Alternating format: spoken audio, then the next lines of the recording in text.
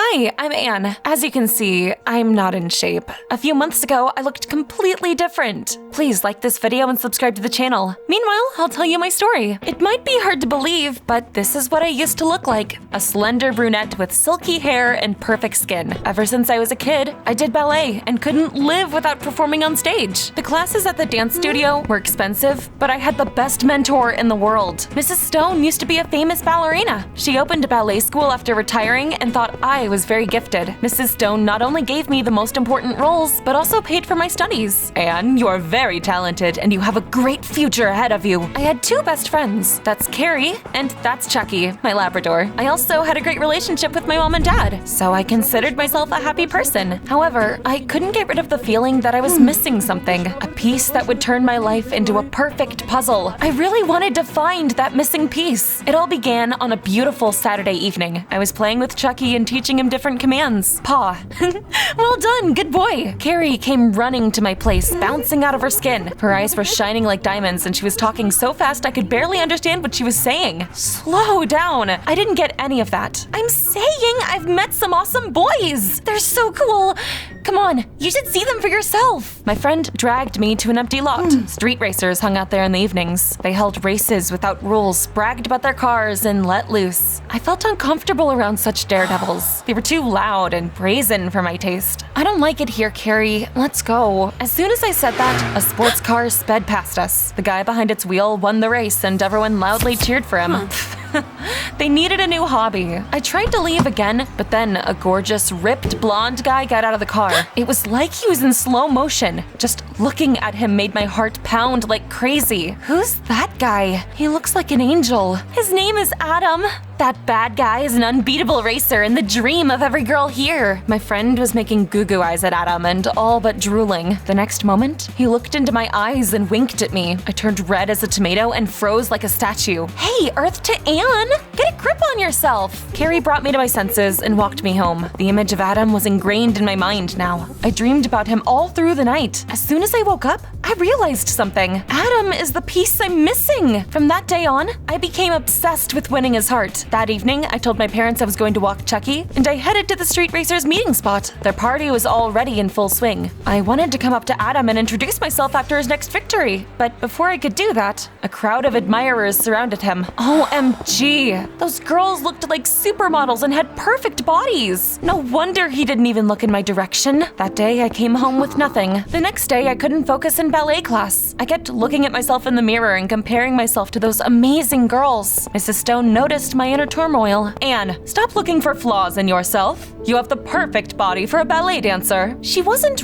wrong, but Adam clearly liked girls with some curves. It was obvious I wouldn't be able to use my looks to catch his eye. I had to think of something else. Carrie met me after the rehearsal. She was sitting in an ancient-looking car and glowing with happiness. Hop in, baby. I'll give you a ride home. Wow, where did you get a car? Dad bought a new one for himself and gave this one to me. Of course, it's old and looks like a rusty tin can, but it's mine. Congrats! Thank you. Perhaps I should show it to those street racers. Those guys know a lot about car tuning and they could probably help me. I felt like I'd been struck by lightning. That was it. I needed a cool car. Adam would notice me after that for sure. All that was left to do was find the money for such a luxury. My parents would never buy me a car, but I knew they'd been saving up money for my college for a long time. I got home, found their stash, and counted the bills. Oh, this isn't enough. I couldn't afford to buy a luxury sports car with that money. However, I could rent one for a few days. Anyway, I took the money and headed to a car rental place the next morning. They found an amazing pink beauty for me. Wow,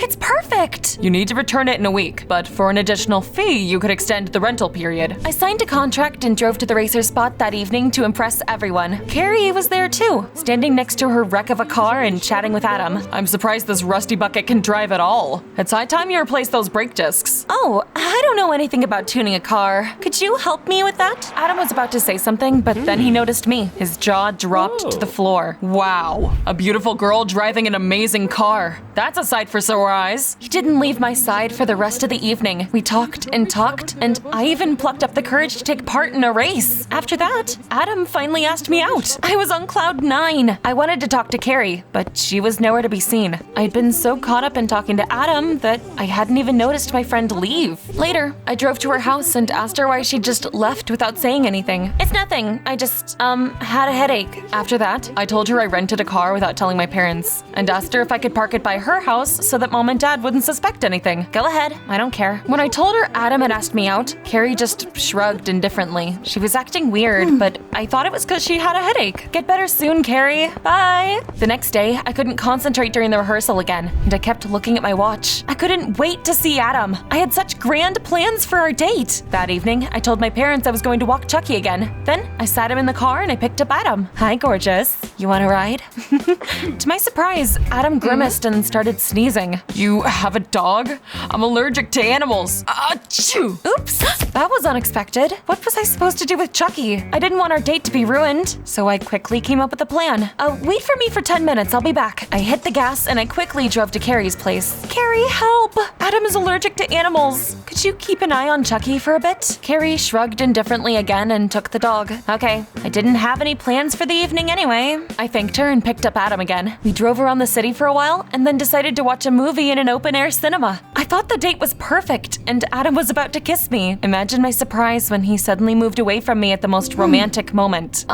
Is something wrong again? You're a sweet girl, Anne, but I like blondes better. You're just not my type. I like bold, tough girls, so I'm not ready for a serious relationship yet. Oh, that was a bummer. At the end of the evening, he shook my hand and got out of the car. I left the car at Carrie's place again and trudged dejectedly to my room. I was so lost in my thoughts that I forgot to pick up Chucky. All I could think of was my elephant-sized crush on Adam. In the end, I decided to go to a beauty salon the next morning. I want to dye my hair blonde. Your natural hair color is really dark. Dyeing it would damage your hair. Are you sure? Just do it. I spent several hours in the hairdresser's chair, but it was worth it. I became a stunning blonde. Next, I went shopping and bought some bold clothes. Now we're talking. Adam will fall head over heels in love with me now. My parents didn't approve of my new look, but they didn't scold me. That evening, all the street racers couldn't take their eyes off me, especially Adam. Wow, Anne, I barely recognized you. Now I looked like the girl of his dreams, so Adam asked me out on another date. We sat on the hood of my car and looked at the stars. Then he leaned in to kiss me. Unfortunately, Carrie chose the worst possible moment to call me. Anne, are you gonna pick up your dog anytime this century? Oh, come on. Things are just starting to look up. Please look after Chucky a little longer. Thanks. Bye. Where were we, handsome? I don't remember. I'm hungry. Let's get something to eat. We came to a diner and Adam ordered us greasy, huge burgers. I'm actually a ballerina and I need to follow a strict diet. Really?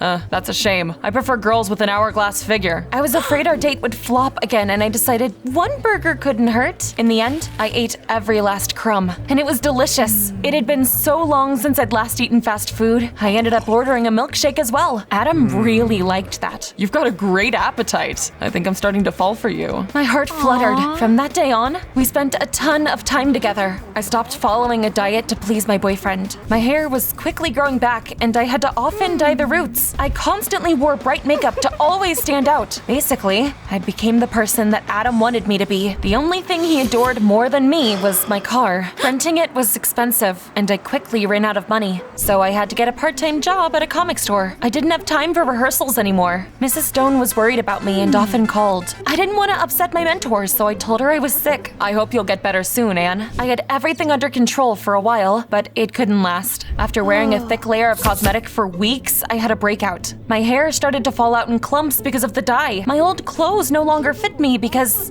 my butt was much bigger now. My parents were very unhappy with me and we fought all the time. They noticed the money that they'd been saving up was missing too. Dang it, that was the cherry on top of everything else. I was afraid to tell them the truth, so I said I lent the money to Carrie. After that, I ran to my friend's place as fast as I could. I needed her help more than ever. Carrie was playing with Chucky on the lawn. I missed my pet terribly, and I wanted to pet him too. However, he suddenly growled at me. Hey, buddy, what's the matter with you? Well, what'd you expect? You abandoned your friend like a toy you didn't want anymore. Anyway, have you looked in the mirror lately? I don't even recognize you anymore. She was right. I didn't recognize myself either. I asked Carrie if she could lend me some money. My friend said she didn't have that much money and led Chucky inside the house. I'm sorry, Anne, but this time you're on your own. That's when I realized I'd lost myself when I was pining for Adam. I might have got what I wanted when we become an item, but my life had turned into a living hell. I had to fix it. So I told Adam Adam I was going to stop renting my car. It was way too expensive. I would have to work a lot to pay my parents back, and I couldn't afford any new debts. I want to look like myself again. You don't mind, do you? No, baby, that won't do. I want you to be a blonde with a gorgeous body. That's the only way we can be together. What? Adam had been tuning me like his car. How would I not realized that? Tears stung my eyes, and I decided I'd had enough. You know what? We're over. No one has ever broken up with me, baby. I'm the one dumping you. He turned red with anger, but I didn't care. I just wanted my old life back. After all, it had been perfect. Adam was the extra puzzle piece that ruined everything. Getting my old life back turned out to be harder than I thought. First of all, I dyed my hair back. Unfortunately, it looked terrible because my hair was badly damaged. My skin was in terrible condition too, but what bothered me the most was my figure. When I finally came to rehearsal, Mrs. Stone shuddered with horror and said I couldn't be a ballet dancer with a body like that. I wouldn't be getting any big roles anymore. I'm sorry, Anne. I can't keep paying for your classes either. Of course, you can keep coming to rehearsals if you pay for it. I couldn't afford it because I was already giving all the money I was earning to my parents. The stupid car had cost me way too much. I was gutted. Ballet had been my favorite hobby. Still, I didn't lose hope.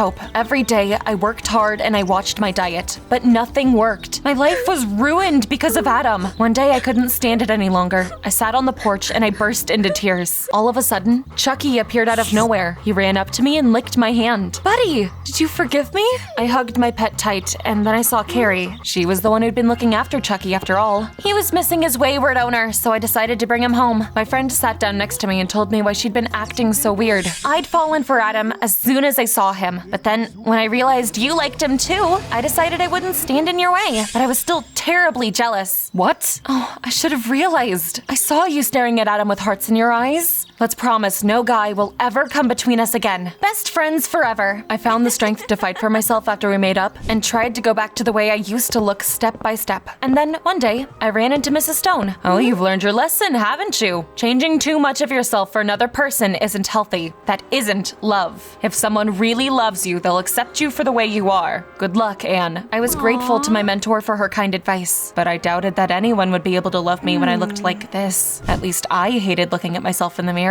And then Adam came knocking on my door. Can you believe it? Adam, what do you want? Something strange is happening to me. I can't get over you, Anne. I'm sorry for everything I did. Please come back to me. I'll do anything for you. Anything, huh? Well, sell your cool car and get a bike. Wear your grandfather's clothes. And, shave your head. I smirked and slammed the door on his face. I was sure Adam wouldn't do it, and I just wanted to get back at him for ruining my life. But he came back the next day. It was nuts. He arrived on a bike in a ridiculous old-fashioned suit. His bald head looked like a billiard ball. I did everything you asked of me. Can we please be together now? He looked so ridiculous, I even felt sorry for him, but I wasn't gonna forgive him. Now you know what it was like for me. Goodbye, extra puzzle piece. I was in a great mood, and I took Chucky out for a run. Soon, I saw Adam in the park again. He was sitting on a bench and staring at himself in a mirror with a frown. Then, Carrie sat down next to him. I don't care what you look like, Adam. I like you anyway. Let's grab a coffee. Adam nodded happily, and the two of them went to the cafe. I realized that Mrs. Stone had been right. What I felt for Adam hadn't been love. Carrie had genuinely loved him from the start, but I only liked him for his face. Well, I learned a valuable lesson. I hope one day I can get back in shape and do ballet again. In the meantime, though, I've taken up contemporary dancing. It helped me to move forward. Do you think I'll find someone who will love me as I am?